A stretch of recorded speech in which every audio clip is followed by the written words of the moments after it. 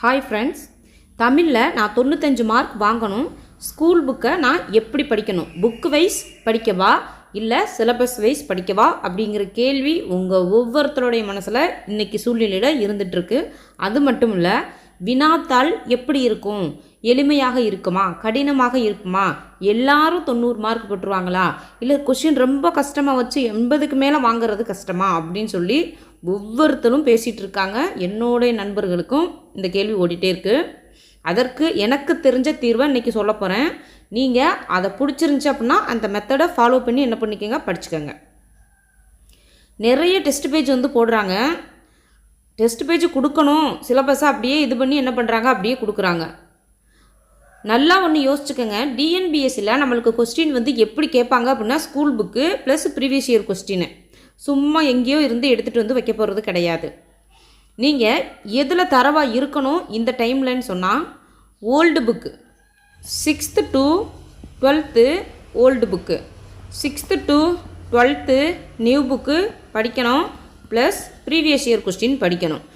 ஆனால் இதுக்கு முன்னாடி படித்த மெத்தடில் படிக்கக்கூடாது. இப்போ நீங்கள் மெத்தடை சேஞ்ச் பண்ணணும்.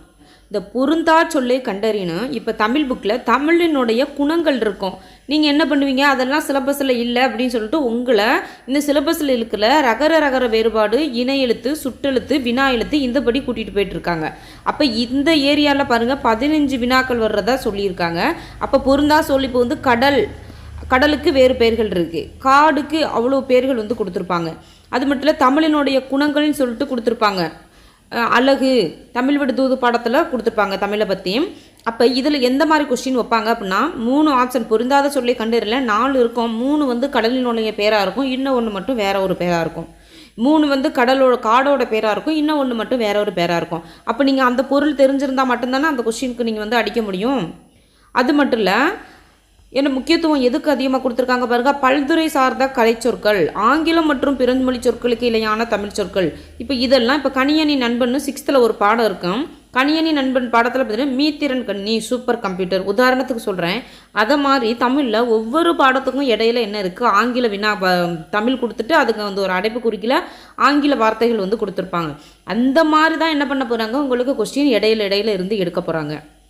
அப்போ அது மாதிரி ஓல்டு புக்லேயும் நிறைய வார்த்தைகள் இருக்குது. Old book 6th to 12th இலக்கண பகுதி முழுவதும் இந்த இருக்க மரபு திணை, உயர்திணை இதெல்லாம் எங்கே தெளிவாக இருக்குன்னா, ஓல்டு புக்கு 11th 12th எடுத்து பாருங்கள், எல்லாம் தெளிவாக கொடுத்துருக்காங்க. அப்போ வெளியே நீங்கள் போக வேண்டிய அவசியமே இல்லை. Old book plus new book 6th to 12th அதையும் தாண்டி ப்ரீவியஸ் இயர் கொஸ்டின் மட்டும் பார்த்தா தமிழில் நீங்கள் எளிமையாக என்ன பண்ணலாம், 95 வினாக்கள் எடுக்கலாம். சரி மேம், இப்போ படிக்கணும்னு சொல்லிட்டீங்க, அதை எப்படி அப்ரோச் பண்ணுறது அப்படின்னு அடுத்த கேள்வி. நான் என்ன பண்ணேன் அப்படின்னா, இன்றைக்கி ட்ரை பண்ண போகிறேன். எனக்கு தோணுன ஐடியா அப்படியே என்ன பண்ணுறாங்க, ஸ்டூடெண்ட்ஸை இன்ஸ்டியூட்டில் இது மாதிரி கொடுப்பாங்க, நடத்தி கொடுப்பாங்க. கொஸ்டின் 100 கொடுத்து உங்களை டெஸ்ட் போட வச்சு எக்ஸாமுக்கு கூப்பிட்டு போவாங்க. ஆனால் தமிழ் நம்மளுக்கு முக்கியம். தமிழில் நீங்கள் கண்டிப்பாக 90+, அதாவது 95 அப்படிங்கிறது வாங்கினா தான் ஜிஎஸ்சில் என்ன பண்ண முடியும், ஈக்குவல் பண்ணி நம்ம காம்படிஷன்லேயே உள்ளே வர முடியும். அப்போ தமிழ் அப்படிங்கிறது முக்கியம். அதனால் நான் என்ன சொல்ல வர்றேன் அப்படின்னா, இப்போ 6th ஸ்கூல் புக்கை எடுத்துகிட்டு 6thலையுமே அதுவுமே இன்னொரு சந்தேகம் இருக்கும் பாருங்க. அந்த 6th தமிழினுடைய சிறப்புகள் இருக்கும். அந்த பாடம் நம்மளுக்கு சிலபஸ்லேயே தமிழினுடைய தொன்மை சிறப்பு, திராவிட மொழி தொடர்பான செய்திகள் கொடுத்துட்டாங்க. அதனால் அப்படியே நம்ம படிப்போம். அதில் சிலப்பதிகாரம்னு ஒரு டாபிக் இருக்குது. சிலப்பதிகாரம் கம்பராமாயணம்லாம் சிலபஸில் இருந்து எடுத்துட்டாங்க, இப்போ இல்லை. ஆனால் இங்கே பாருங்கள், ஜிஎஸ்சில் பாருங்கள், சங்ககாலம் முதல் இக்காலம் வரையிலான தமிழ் இலக்கிய வரலாறு அப்படின்னு சொல்லி கொண்டு தெளிவாக வச்சுட்டாங்க. அப்போ சங்ககாலம்னா எங்கே ஸ்டார்ட் ஆகுது, அப்போ தமிழ் இலக்கிய வரலாறு எங்கே ஆரம்பிக்குது, சிலப்பதிகாரம் கம்பராமாயணம் முக்கியமான பகுதி. அப்போ வேணான்னு சொல்லிட்டு நம்ம எப்படி அதை எலிமினேட் பண்ணிட்டு போகலாம். அதுவும் சொல் பொருள், ஒவ்வொரு செய்யுளுக்கு பின்னாடியும் சொல் பொருள் இருக்குது. அப்போ சொல் பொருள் நீங்கள் வேணாம் சிலபஸ் வைஸ் கூட்டி போகிறவங்க உங்களை பிரித்தெழுதல் சேர்த்தெழுதல் இப்படி கூட்டு போனோம் அப்படின்னா, அது ஒவ்வொரு பாடத்துக்கு பின்னாடியே இருக்கிற சொல் பொருள் ஸ்கூல் புக்கில் படித்து தான் ஆகணும். அப்போ ஸ்கூல் புக்கோட இம்பார்ட்டன்ட் தெரியும் உங்களுக்கு. எலிமினேஷன் அதாவது மெத்தட் படி பாதி ஒதுக்கிட்டு போகிறோம் அப்படின்னு நினச்சாலும், ஆனால் ஸ்கூல் புக்கில் இருந்து தான் கொஸ்டின் வரப்போகுது. அப்போ நீங்கள் விட்டுட்டு சிலபஸ் படி படிக்கிறேன் அப்படின்னு போயிட்டீங்கன்னா இந்த பார்ட்டெல்லாம் நம்ம கவர் ஆகாமல் போயிடும். அப்போ மார்க் ஒவ்வொரு மார்க்கும் நம்ம முக்கியம், அதனால் மார்க்கை விட்டுருவோம். அதனால் எல்லாரும் என்ன பண்ணுங்கள், ஹைலைட்டர் வாங்கிக்கோங்க. ஹைலைட்டர் வாங்கிட்டு 6th ஸ்கூல் புக்கை எடுத்து ஃபஸ்ட்டு 6th ஸ்டார்ட் பண்ணுங்கள். நான் வந்து இதை ட்ரை பண்ணுவோன்னு நினச்சேன். 6th ஃபஸ்ட்டு நியூ ஓல்டு எடுத்துகிட்டு 6th எந்த டாப்பிக்கு கீழே இது கவர் ஆகுது, சிலபஸ் டாப்பிக்கில் சிலபஸை எல்லோரும் என்ன பண்ணுங்க, மஸ்ட்டு வந்து பிரிண்ட் அவுட் போட்டு கையில் வச்சுக்கோங்க. வச்சுட்டு ஒவ்வொரு இதாக ரீட் பண்ணுங்கள். ஆல்ரெடி படிச்சிருப்பீங்க, படித்ததை எடுத்துகிட்டு சிலபஸில் இது கவர் ஆகுது அப்படின்னா அதை வந்து என்ன பண்ணுங்கள், சிலபஸில் கவர் ஆகுனா அதை வந்து என்ன பண்ணுங்கள், ஹைலைட்டர் வச்சுட்டு அந்த ஃபுல்லாக ஒரு பாடமே கவர் ஆகுதுன்னா அந்த பாடத்தை அப்படியே படிச்சிருங்க. இப்போ நான் சொன்ன மாதிரி கணியனின் நண்பன் அப்படிங்கிற படத்தில் இன்னுமே நம்ம வந்து எல்லாமே படிக்கணும் அப்படின்னு தேவையில்லை. உடனடி பகுதியில் எல்லாமே படிக்கணும் அப்படிங்கிறது முக்கியங்கள. நம்ம சிலபஸில் இருக்கிறத எடுத்தாகணும். அப்போ அதில் என்ன இருக்கும், ஆங்கில வார்த்தைகள் இருக்கும். அந்த வார்த்தைகளை எல்லாம் என்ன செய்யணும், ஹைலைட் பண்ணி வச்சுக்கணும். அதுக்கடுத்து இந்த மாதிரி போக இந்த சொன்ன மாதிரி இப்போ 9th ஒரு பாடம் இருக்குது அப்படின்னா அதில் இந்த பொருள் தமிழினுடைய குணங்கள் வந்து கொடுத்துருக்காங்க. 10 குணங்கள், அழகு 8 அழகு அப்படின்னா அதையெல்லாம் என்ன பண்ணுங்கள், ஹைலைட் பண்ணுங்கள். அப்போ இதெல்லாம் நம்மளுக்கு தேவையானது, அந்த சொல் பொருள் எல்லாம் என்ன பண்ணணும், நம்ம எடுக்கணும். அதை புக்குக்கு பின்னாடி இருக்கிறதே என்ன செய்யணும், தெளிவாக படிக்கணும். ஃபஸ்ட்டு நீங்கள் ஓல்டு புக்கு நியூ புக்கு இந்த 2 புக்கையும் என்ன பண்ணணும், இந்த மாதிரி நம்மளுக்கு சிலபஸில் கவர் ஆகுறது எது அப்படிங்கிறத ஹைலைட்டர் போட்டு ஃபஸ்ட்டில் இருந்து நீங்கள் அண்டர்லைன் பண்ணி முடிக்கணும். ஓல்டு புக்கில் தான் அதிகமான இருக்குது எது, இந்த பிழை திருத்தம், இந்த ஒற்று சந்திப்பிழை இதெல்லாம் வெளியிலேருந்து போகவே மாட்டாங்க. பயப்படாதீங்க, கண்டிப்பாக ஸ்கூல் புக்கில் தான் இருப்பாங்க. பிரித்தெழுதுக, சேர்த்தெழுதுக, சந்திப்பிழை, குறில் நெடி வேறுபாடு, இந்த 25 வினாக்களும் ஓல்டு புக்கில் அதிகமாக இருக்குது நியூ புக்கை விட. 11th 12thலாம் போனீங்கன்னா லகரம்லாம் அவ்வளோ அழகாக கொடுத்துருக்காங்க. வெளியில் எங்கேயும் தேடி அலைய வேணாம். ஸ்கூல் புக்கில் இருக்கிறத படிச்சுட்டு என்ன பண்ணணும், ப்ரீவியஸ் இயர் கொஸ்டின் போங்க. இப்போ ஓகேவா, இப்போ 6th to 12th அதே new book old book marker வச்சு சிலபஸில் நம்மளுக்கு எது தேவை அப்படிங்கிறது. இன்னொரு சந்தேகம் என்ன இருக்குது அப்படின்னா, இலக்கண குறிப்பு அப்படிங்கிறது டேரெக்டாக நம்மளுக்கு கொடுக்கல. இலக்கண பகுதியில் பாருங்கள், இலக்கண குறிப்பு அப்படிங்கிறது புக்குக்கு பின்னாடி இருக்குது.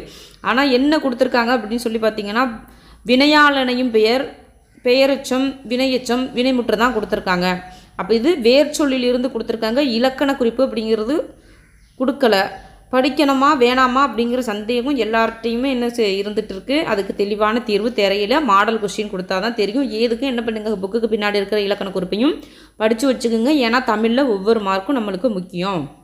நான் வந்து நம்ம சேனலில் என்ன ஐடியாவில் இருக்கேன், என்ன பண்ணி கொடுக்கலாம் அப்படின்னா, நான் இப்போ சொன்ன மாதிரி 6th வந்து ஓல்டு புக்கு நியூ புக் அப்டு எடுத்துகிட்டு சிலபஸ் டாப்பிக்காக பிரித்து இப்போ பிரித்து எழுதுக சேர்த்து எழுதுகன்னு இருக்குன்னா பிரித்து எழுதுக ஃபுல்லாக எந்த பேஜில் கவர் ஆகுது.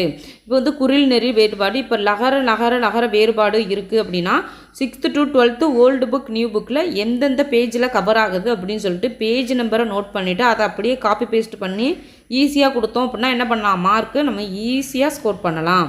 இந்த மாதிரி தான் படிக்கணும். அப்படி படித்தாதான் என்ன பண்ண முடியும், ஒவ்வொரு மார்க்கும் நம்மளுக்கு இனிமேல் முக்கியம். ஒவ்வொருத்தருக்கும் ஒவ்வொரு மாதிரி படிக்கிறது பிடிக்கும். எனக்கு இந்த மாதிரி தெளிவாக படிக்கிறது தான் பிடிக்கும். நான் வந்து தமிழில் இந்த எக்ஸாமில் 96 வாங்கியிருக்கேன் அப்படிங்கிறது உங்கள் எல்லாருக்குமே தெரியும். நான் எந்த ஒரு இதை பண்ணாலுமே தமிழுக்கு மட்டும் தெளிவாக இந்த மாதிரி பறிச்சிருவேன்.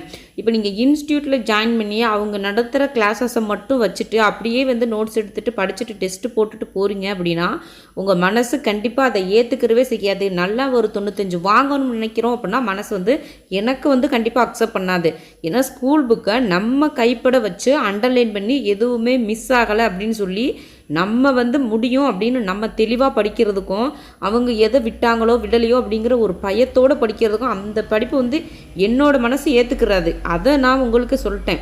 நீங்கள் இப்படி படிங்க, ஸ்கூல் புக்கை ஃபஸ்ட்டு நீங்கள் சிலபஸ் வைஸ் படித்தாலும் பரவாயில்ல, சிலபஸ் வைஸ் படிக்கிறது நல்லது. சிலபஸ் வைஸ் படிக்கணும், அதுவும் பெஸ்ட்டு. நான் இல்லைன்னு சொல்ல வரல. ஒரு தடவை நீங்கள் 6th to 12th old book plus 6th to 12th new book இதில் எங்கெங்கெல்லாம் கவர் ஆகுது அப்படின்னு சொல்லிட்டு நீங்களே உங்கள் கைப்பட உட்காந்து அண்டர்லைன் பண்ணிவிட்டு அதுக்கப்புறம் உங்களுக்கே தெரிஞ்சிடும் சிலபஸாக இது இங்கே இருக்குது இந்த இடத்துல இருக்குது அப்படின்னு சொல்லிட்டு அதுக்கப்புறம் நீங்கள் கொண்டு வந்து படிச்சிட்டிங்க அப்படின்னா கண்டிப்பாக நீங்கள் 95 வாங்குறத யாராலையும் தடுக்கவே முடியாதுங்க. கொஞ்சம் கஷ்டமாக தான் இருக்கும் இந்த வேலை பண்ணுறதுக்கு. ஆனால் இதுதான் வந்து உண்மை. தமிழில் 95 வேணும் அப்படின்னு நினைக்கிறவங்க இதை பண்ணுவாங்க. நான் ஏன் வந்து இவ்வளோ சொல்கிறேன் அப்படின்னா, புக்குக்கு இடையில நிறைய கண்டென்ட் வந்து சிலபஸ் டாபிக் ஓரியன்டாக இருக்குங்க. சிலபஸ் அவங்க கட் பண்ணியிருந்தாலும் கண்டிப்பாக ஸ்கூல் புக்கை நம்ம ரீட் பண்ணுறது நல்லது. முன்ன மாதிரி ரீட் பண்ணாதீங்க. தேவையான முக்கியமான பாயிண்ட்டை ரீட் பண்ணி ஹைலைட்டர் போட்டு வச்சுக்கோங்க. உங்களுக்கு ரிவிஷன் பண்ணுறதுக்கு ஈஸியாக இருக்கும். இங்கே படிக்கிறதுக்கு வேலை இல்லை, நீங்கள் திரும்ப திரும்ப அதை பார்த்து புரிஞ்சுக்கிறணும். இலக்கண பகுதிகள் தான் நீங்கள் வந்து தெளிவாக இருக்க வேண்டிய பகுதி. அவ்வளோ ஈஸியாக வந்து நம்மளை மார்க் வந்து ஸ்கோர் பண்ணிட விட்டுற மாட்டாங்க. டைமை வந்து இந்த பகுதி நம்மளை சாப்பிட்ரும். உரைநடை பகுதியில் அந்தளவுக்கு நம்மளுக்கு வந்து டைம் பார்த்ததையும் அடிச்சுட்டு போயிட்டுருக்கலாம். இந்த பகுதியில் நம்ம டக்கு டக்குன்னு தெளிவாக அடிக்கிற மாதிரி இருக்கணும். இலக்கணங்கள் எல்லாம் என்ன பண்ணணும், புரிஞ்சு படிக்கணும். இலக்கண பகுதி வந்து ரொம்ப கஷ்டமாக கொடுத்துருக்காங்க பார்த்தீங்களா, அதெல்லாம் வந்து நீங்கள் மனப்பாடம் பண்ணணும் அவசியம் இல்லை. ஏன்னா நம்மளுக்கு வந்து இலக்கண பகுதி ரொம்ப கஷ்டமாக கேட்க மாட்டேன் அப்படின்னு பேசிக்கு தான் கேட்பாங்க. அதுக்கு நீங்கள் பேசிக்காக இலக்கணம் வந்து தெரிஞ்சு வச்சுக்கணும், விதியை தெரிஞ்சு வச்சுக்கணும். ஃபுல் மார்க் வாங்கணும் அப்படின்னா கண்டிப்பாக என்ன பண்ணுங்கள், சேனலை வந்து பிடிச்சிருக்கவங்க மறக்காமல் சப்ஸ்கிரைப் பண்ணி வைங்க. உங்களுடைய நண்பர்களுக்கும் சொல்லுங்கள். அடுத்தடுத்து தமிழில் உங்களுடைய சந்தேகங்களுக்கு நம்மளால் முடிஞ்ச பதில் வந்து கொடுக்க முடியும். எனக்கு வந்து தோணுச்சு இந்த மாதிரி. நான் என்னோடய ஃப்ரெண்ட்ஸுக்கும் வந்து இதை தான் சஜஸ்ட் பண்ணேன். நீங்கள் அங்கங்கே போட்டு குழம்பாதீங்க, இன்ஸ்டியூட்டில் ஷெடியூல் கொடுக்குறாங்க அப்படின்னு சொல்லிட்டு சும்மா போயிட்டு ஜாயின் பண்ணிட்டு டைம் வேஸ்ட் பண்ணாதீங்க. தமிழ் வந்து ரொம்ப முக்கியம். கொஸ்டின் கஷ்டமாக இருந்தால் எல்லாருக்கும் கஷ்டமாக இருந்தால் நம்மளுக்கு கஷ்டமாக இருக்க போகுது, அவங்களுக்கு ஈஸியாக இருந்தால் நம்மளுக்கு ஈஸியாக இருக்க போகுது. ஸோ அதை பற்றி நினைக்காம தமிழில் நம்ம பெஸ்ட்டாக பண்ணணும். அட்லீஸ்ட் 90+ போடணும். கண்டிப்பாக இது வந்து ஃபஸ்ட்டு எக்ஸாம்னால தமிழ் கொஞ்சம் எளிமையாக இருக்கும் அப்படி தான் நினைக்கிறேன். ஸோ கண்டிப்பாக அவங்க விட்டுறாதீங்க. கண்டிப்பாக நம்ம தமிழுக்கு முக்கியத்துவம் கொடுத்து படிக்கணும். ஒன்ஸு நீங்கள் 6th புக்கை ரீட் பண்ணிட்டீங்கன்னா உங்கள் மனசு வந்து சந்தோஷமாக இருக்கும். என்னென்ன இருக்குது அப்படின்னு எல்லாம் தெரிஞ்சிடும். தெரிஞ்சதுக்கப்புறம் நீங்கள் எப்படி வேணாலும் படிச்சுக்கோங்க. அதை தான் வந்து நான் சொல்ல வர்றேன். Thank you friends. கண்டிப்பாக சேனலை என்னோட சப்ஸ்கிரைப் பண்ணுங்கள், உங்களுடைய நண்பர்களுக்கும் ஷேர் பண்ணுங்கள். உங்களை அடுத்தடுத்த வீடியோவில் சந்திக்கிறோம். நம்ம சேனலில் தமிழுக்கு உங்களுக்கு என்ன பண்ணி கொடுக்க முடியுமோ, எனக்கு என்ன தோணுதோ அதை வந்து கண்டிப்பாக வந்து பண்ணி கொடுப்பேன். இந்த பிடிஎஃப் மெத்தட் வந்து எக்ஸிக்யூட் பண்ண முடிஞ்சு அப்படின்னா கண்டிப்பாக அதை விட ஒரு பெஸ்ட்டான மெத்தட் வந்து எதுவுமே இருக்காது. ஸோ கண்டிப்பாக வந்து நான் ட்ரை பண்ணுறேன். ஓல்டு புக்கு நியூ புக்கு எடுத்துகிட்டு ப்ளஸ் ப்ரீவியஸ் இயர் கொஸ்டினுமே எடுத்து எல்லாத்தையுமே உங்களுக்கு சிலபஸ் வைஸ் போட்டு கொடுக்க முடிஞ்சு அப்படின்னா அதை போட்டு நான் வந்து எக்ஸ்பிளைன் பண்ணிடுவேன். Thank you friends. உங்களை அடுத்த வீடியோவில் சந்திக்கிறேன். நன்றி.